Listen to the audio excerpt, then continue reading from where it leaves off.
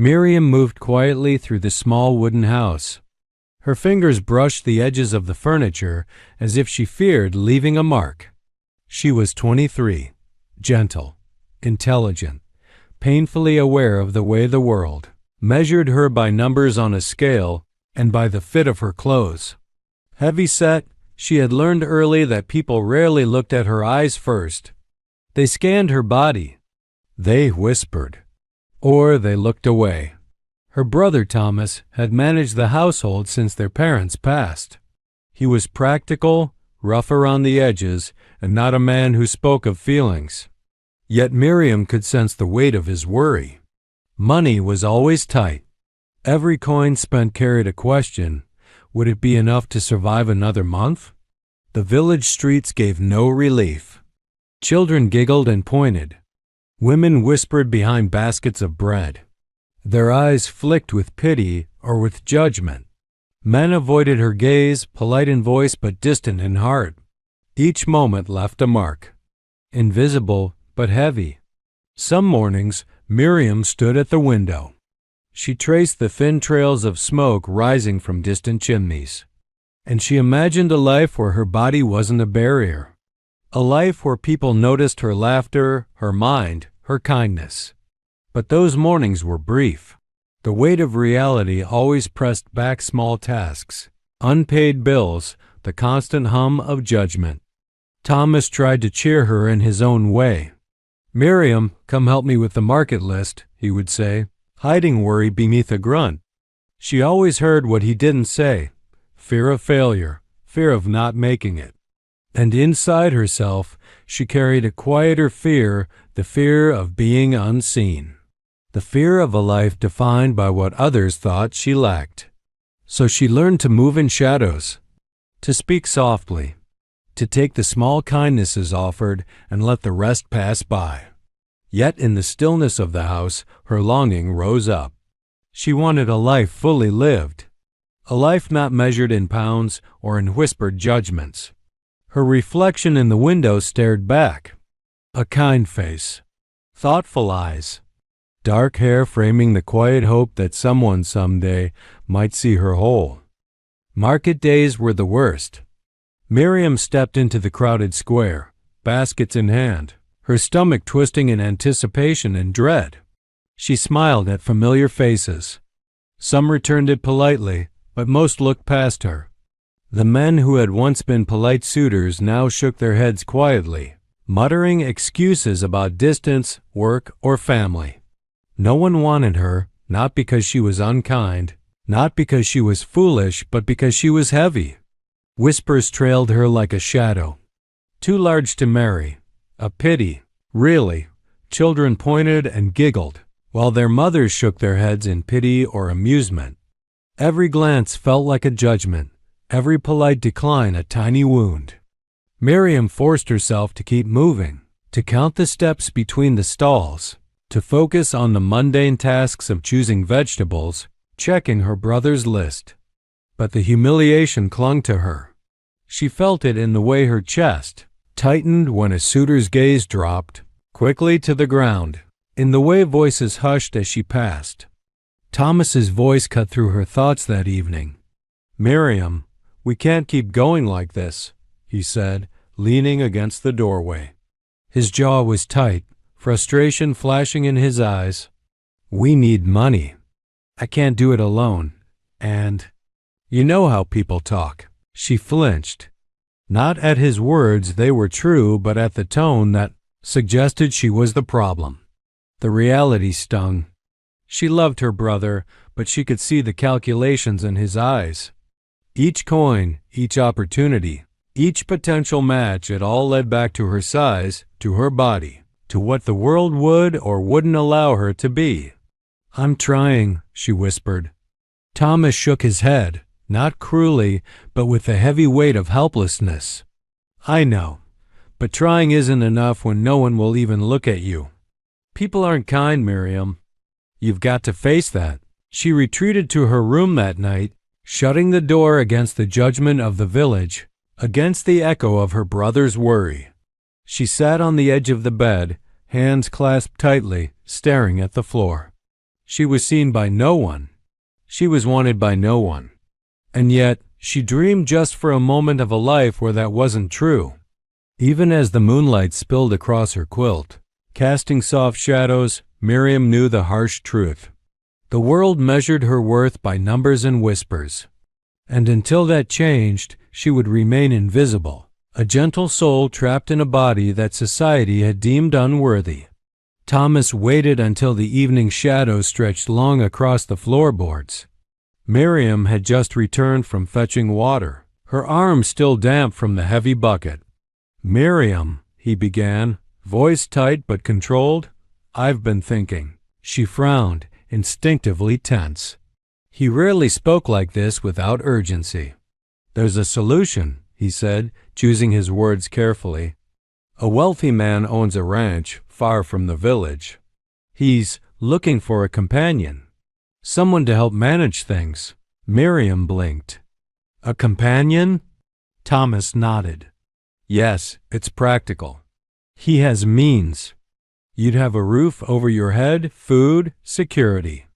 And we could finally ease the burden here." Her stomach twisted. Security? Burden? She felt like a ledger, a commodity to be moved to balance the books. "You mean, you want to sell me?" Thomas flinched at the word, but he didn't deny it. "Not like that. You'd have a home, comfort. People see you differently there." Miriam's throat tightened. "Comfort? Or captivity?" He sighed. "I know it feels like a choice I'm taking from you. But if we wait for someone here, they won't come. You know that. You've seen it yourself." She looked down at her hands, fingers curling. The world had never made room for her. And now her brother, the one person she trusted, was offering her a life measured in practicality, not affection. I don't know," she whispered, voice trembling. "I feel sold, not chosen." Thomas moved closer, placing a hand briefly on her shoulder. "I only want what's best for you. I promise. You'll be safe, cared for. That's all I can guarantee." Miriam's mind raced. The village whispers, the polite declines, the stares, everything had led to this. She wanted to scream, to refuse, to run. But part of her, the part that longed for acceptance, for a place where she wasn't just heavyset, was curious. Could this rancher be different? Could this life be her chance to belong? "I'll think about it," she said finally, voice small. Thomas nodded, relief flickering across his face. "You don't have long. The arrangements must be made soon." Later, in the quiet of her room, Miriam pressed her palm to the wooden wall. A home, security, survival, but at what cost? She felt herself shrinking, reduced to numbers and practicality. And yet, a faint spark of possibility glimmered. Perhaps somewhere out there, she could find more than what the village offered, maybe even a measure of respect, of kindness, of freedom. But it felt impossible to separate hope from fear. The next morning, the carriage creaked under the weight of its passengers. Miriam sat stiffly, eyes fixed on the rolling fields that stretched beyond the village. Mist hovered low in the early light, the smell of dew and grass filling the air. Thomas helped her settle, his hands lingering briefly in a gesture of care. "Take care of yourself," he said, voice catching. "And remember, you're stronger than you think." Miriam nodded, swallowing hard. Strength. She wondered if she had any left to give. The village faded behind her, replaced by winding dirt roads and clusters of trees. She tried to breathe in the freedom of open space, but it mingled with fear. What awaited her at the ranch? A man's judgment? Loneliness? Or could it be something else entirely? Acceptance? Maybe even kindness? The rhythmic clip-clop of the horses offered a strange comfort, a heartbeat that matched her own nervous pulse. She pressed her hands against her knees, feeling the coarse fabric of her skirt.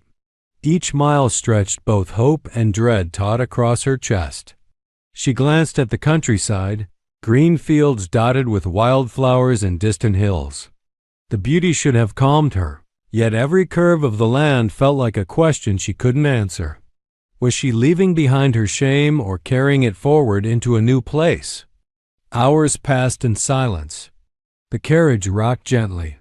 Miriam closed her eyes, imagining what the rancher might be like. Would he see her as a burden, or as someone worth knowing? She imagined a man with rough hands and a steady gaze, someone who didn't flinch at her size, someone who could make her feel normal. And yet fear whispered in the back of her mind. What if this was a mistake? What if this practical solution turned into a prison? The sun climbed higher and the landscape shifted. Trees thinned, giving way to wide, open fields that stretched toward a distant, solitary structure. The ranch. Miriam's breath hitched. Ahead lay the unknown. A house, a life, and a man whose reaction she couldn't predict. She felt the weight of her past pressing down, the whispers, the stares, the polite refusals, but also a fragile thread of possibility that maybe, just maybe, this journey could be the start of something different. As the carriage approached the ranch gates, Miriam sat up straighter, tightening her hands around the edges of her skirt. She could not see what awaited, but the first step had been taken. And for the first time in a long while, she allowed herself a small, trembling spark of hope. The carriage creaked to a stop. Miriam stepped down, her fingers tight on the edges of her skirt. A man approached. He was tall, easily over 6 feet, with broad shoulders that seemed to fill the open space around him. His hair was pulled back into a short ponytail, dark and streaked with gray. Sharp jawline, strong hands, a quiet presence that made her heart stumble. "Good morning," he said, voice low but steady. No hesitation, no judgment. Miriam blinked. His eyes, deep brown, thoughtful, didn't flinch at her size. They didn't glance away or linger in pity. They simply looked at her, fully, curiously. "I'm Garrett," he said, offering a hand. "Welcome to Redstone Ranch." She hesitated. The world had taught her to expect rejection. She shook his hand cautiously. "I'm Miriam." Garrett's grip was firm, not rough. Encouraging. He stepped back, gesturing toward the house. "Let's get your things inside." Miriam followed. The ranch house was large but welcoming, wood panels, wide windows, a porch that stretched across the front. The air smelled faintly of smoke and hay. Garrett carried one of her smaller bags. He moved with effortless strength, but there was care in the way he handled her belongings. "Thank you," Miriam said softly, unsure if she was speaking to the man or to the quiet respect in his gestures. "Don't mention it," he replied, setting the bag down gently. "You've had a long journey." He led her inside. She noticed his stance upright, controlled, as if the ranch itself obeyed his presence. Yet he was approachable, never imposing. He paused at the doorway to her room. "This will be yours," Garrett said. "Simple, clean. You can make it your own." Miriam looked around, surprised. The room wasn't lavish, but it was safe. A place to breathe. I think I will be comfortable," she whispered. "Good," he said. He lingered briefly, then nodded. "I'll leave you to settle in. Dinner will be ready in an hour." Alone, Miriam touched the small quilt on the bed.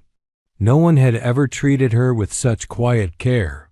No one had looked at her as if she belonged, as if she could. When Garrett returned, he carried a tray of food. He set it down with a simple, "For you." She ate quietly, stealing glances at him as he worked around the house.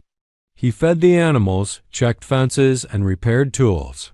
His movements were precise, confident, yet gentle. At one point, he handed her a fresh apple. "Thought you might like one," he said. Miriam's chest lifted. Such a small act, but it mattered. Someone saw her. Not her size, not her flaws, just her. By evening, she found herself walking on the porch, watching the sun dip behind rolling hills. She realized something small but significant. She didn't feel judged. The next morning, Miriam rose with the sun. The ranch was alive with sound: the cluck of chickens, the lowing of cows, the distant neigh of horses. Garrett was already outside, checking the fence. He noticed her standing on the porch. "Ready to start?" he asked. She nodded. "I think so." The work was steady. She fed the animals, gathered eggs, swept the barn. Each task was simple but necessary. Each completed task brought a quiet sense of achievement. Garrett guided her through routines without patronizing. "Watch the gate," he said. "Animals wander fast if it's left open." She followed his instructions carefully, feeling confidence grow with each step. Mistakes came, of course. She spilled feed once, left a gate open once. Garrett corrected her calmly. "Try again," he said, smiling faintly. Everyone starts somewhere. She realized she didn't need to be perfect. Acceptance here wasn't conditional. Evenings were quieter. Garrett shared stories: how he came to the ranch, what his father had taught him, the hardships of keeping the land running. Nothing dramatic, nothing grand. Just honesty. Miriam listened. Sometimes she laughed quietly. Sometimes she simply absorbed the calm. She began to anticipate these moments, the soft rhythm of companionship. One afternoon, she helped repair a broken fence post. Her hands were sore, her arms tired. Garrett noticed. "You're doing well," he said, casually but sincerely. "Better than I expected." She felt warmth rise in her chest. Recognition, not flattery, but acknowledgement. She mattered. She could do something right. Small victories stacked up. She learned the habits of the animals. She learned to predict the patterns of the ranch. She began to feel capable, useful. Garrett offered kindness in small doses: tea waiting on the porch after a long morning, a quiet word of encouragement, a nod when she completed a task properly. Miriam noticed the difference from her old life. No judgment, no whispers, no polite refusals, just simple acknowledgement of effort and care. By the end of the week, she began to feel seen, valued, not for her size, not for her utility alone, but for herself. One night, lying in bed, she reflected on her old life. The whispers, the laughter, the shame, it had all been heavy, all-consuming. And now here, with Garrett treating her with ordinary respect, she realized something profound. The world hadn't changed. But someone had. And maybe, just maybe, that was enough to start changing her too. It was a morning much like any other. Miriam was gathering eggs when a carriage rumbled along the dirt road. Her heart skipped. She recognized the polished wheels, the crisp uniform of a visitor. And then she saw him: Edwin, a man from the village, once considered a prospect for marriage. Handsome, confident, well-dressed. The kind of man who never hesitated to look at her with judgment before. "Miriam," he called, smiling too easily. "I've been looking for you." She froze, clutching an egg. Memories of whispered refusals and polite declines crowded her mind. I'm here now," she said cautiously, stepping back. Edwin dismounted and approached, his movements smooth, deliberate. "I hear things have changed," he said, glancing around. "You're at a ranch living differently. But I can help. I can make the world see you." Thin, elegant, admired. "You don't need to hide anymore." Miriam's stomach twisted. Transformation? Approval? The offer shimmered with temptation. She thought of the village whispers, the rejection, the shame she carried like a second skin. "I don't know what you mean," she whispered. Edwin leaned closer. "You could be beautiful, desired. People would notice you. Everyone would. You wouldn't need this isolation." She looked at him, and for a brief moment, she felt the old ache, the longing to be wanted, to be chosen. Then her gaze shifted to Garrett, who had appeared behind her, leaning against the fence. His presence was steady, unassuming. His eyes met hers, calm and unwavering. She realized the difference immediately. Garrett had never offered transformation. He offered acceptance, respect, consistent kindness, day after day. Edwin smiled, confident, unaware of the quiet tension in her chest. Think about it, Miriam. You don't have to settle for this. Simple life. Her hands tightened. Simple life? Simple? This life had given her recognition, safety, small victories she had never known. Miriam stepped back, shaking her head. I can't, she said softly. I'm happy here. Edwin's smile faltered. Happy? Is that enough? The world will never take you seriously this way. Her heart raced. The old fears screamed inside her, society's judgment, her own doubts. And yet, she felt a calm, strong thread connecting her to Garrett. I don't need their approval, she said firmly. Not if it means losing myself. Edwin's lips tightened. He gave a small bow and returned to his carriage, leaving a quiet tension in the air. Miriam exhaled, her pulse slowly steadying. She turned to Garrett, who didn't speak, just nodded once. A simple gesture, but it meant everything. She realized the choice wasn't about change or transformation. It was about authenticity, about valuing the life she had earned. That evening, Miriam sat on the porch, watching the sun dip behind the hills. Her mind replayed the day they offer, the temptation, the weight of what could have been. Thomas appeared quietly, leaning against the doorway. I heard he came, he said. His voice was careful, concerned. I did, Miriam said. Her hands clenched in her lap. He offered me everything the village never did. Beauty, status, approval. And? Thomas asked gently. And it doesn't matter, she said, voice firm, because it wasn't real. He wanted me to be someone else, to change who I am to please others. Thomas studied her. His expression softened. I didn't realize how much you needed someone to just see you as you are. She looked out at the ranch, at the fields, at the animals moving quietly in the evening light, and then at Garrett, who had joined her silently on the porch. He didn't speak, didn't push. He simply existed there, steady, reliable, unjudging. Her chest swelled with understanding. This life was genuine, not flashy, not full of promises. Real care, real respect, earned trust. I choose this, Miriam said finally, turning to Thomas first. I choose my life here. With him. With me. Thomas's eyes glistened. I should have seen it sooner, he whispered.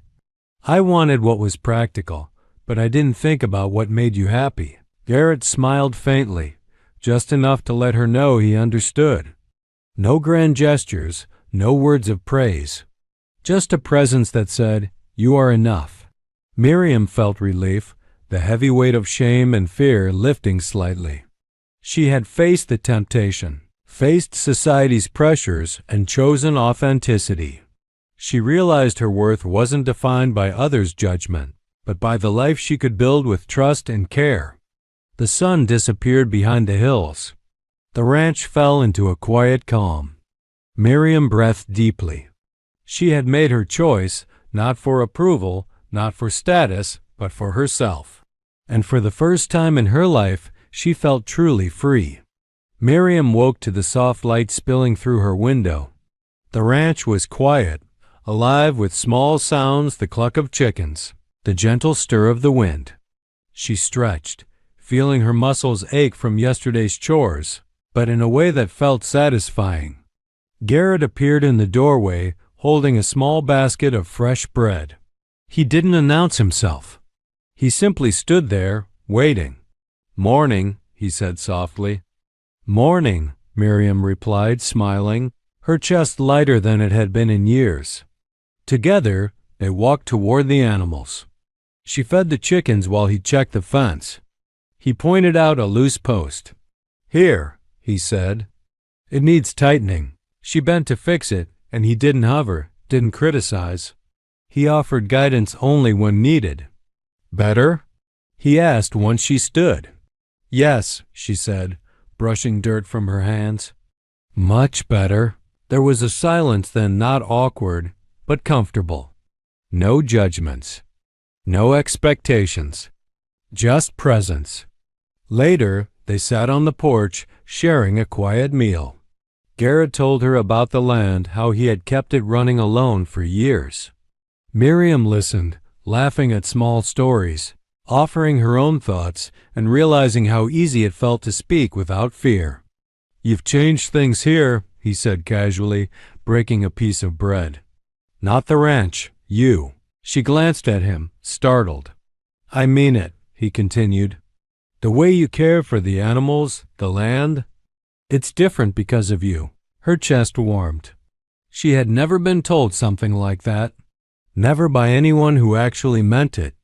Days passed in the same rhythm. Mornings of work, afternoons of small projects, evenings on the porch.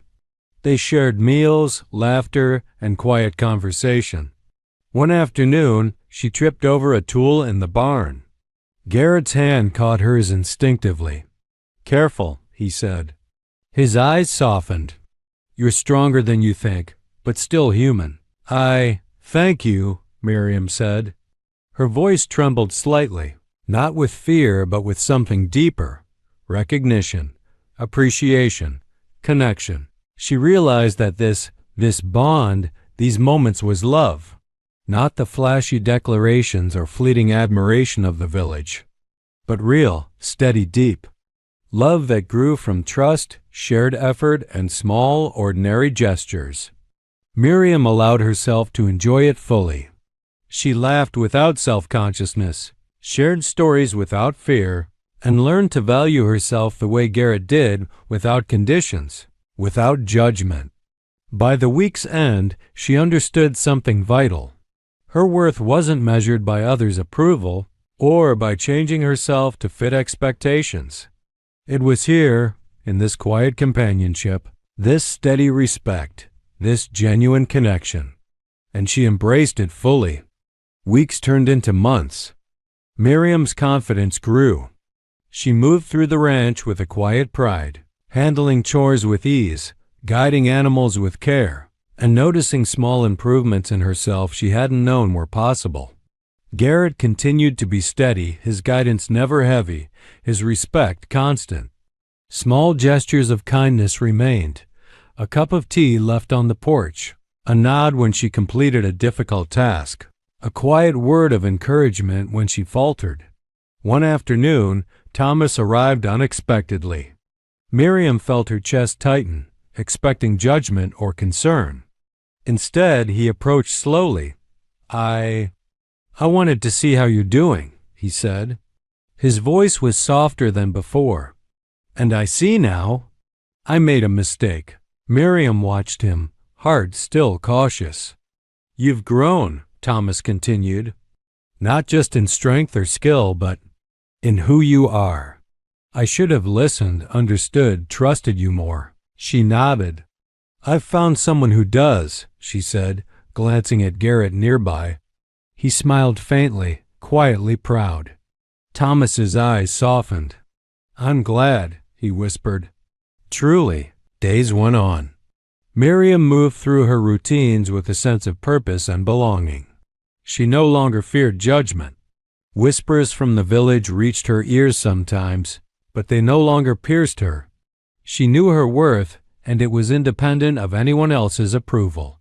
Evenings were calm. Garrett and Miriam sat on the porch, sometimes talking, sometimes sharing comfortable silence. The bond between them deepened. Laughter came easily. Trust became unspoken.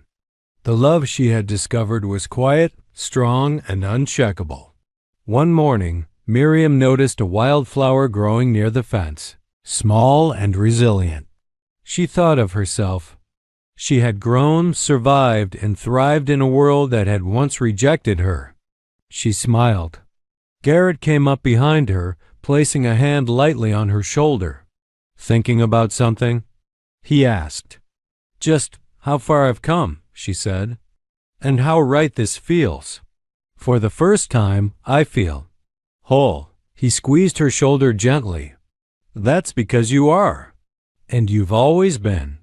I just helped you see it." Miriam's heart lifted. She realized the truth. Happiness wasn't found in approval, transformation, or society's acceptance.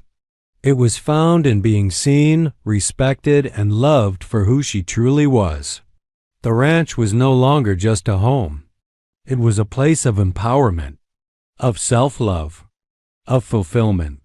And she knew, finally, that she belonged not because anyone else chose her, but because she had chosen herself.